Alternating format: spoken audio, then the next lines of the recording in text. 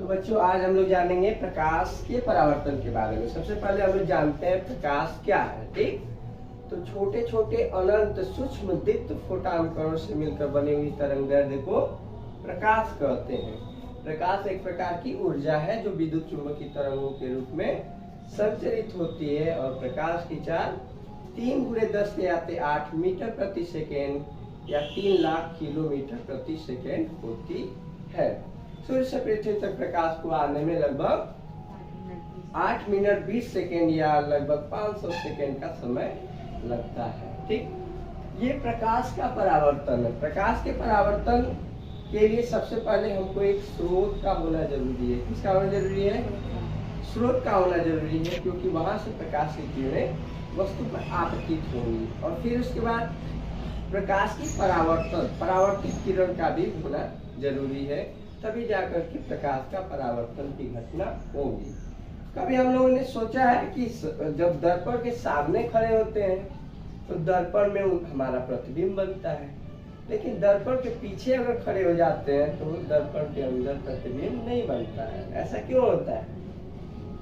ऐसा परावर्तन की घटना के कारण होता है।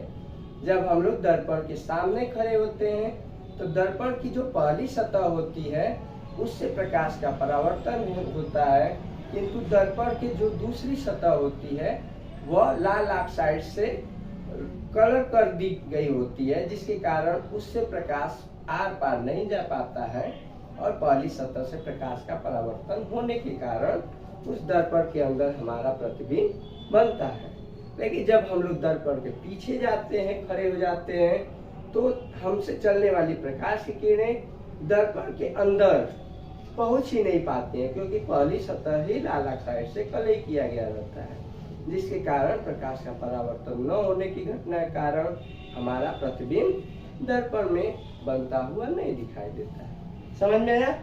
तो अगर प्रकाश के परावर्तन की बात करें तो इसका सिंपल सी परिभाषा होती है कि किसी प्रकाश किरण का किसी परावर्तक सतह पर पड़कर उसी माध्यम में वापस लौटने की घटना को प्रकाश का परावर्तन कहते हैं, रिफ्लेक्शन ऑफ लाइट कहते हैं। यानी किसी प्रकाश का उसी माध्यम में किसी परावर्तक सतह पर पड़ करके और वापस लौटने की घटना को प्रकाश का परावर्तन कहते हैं।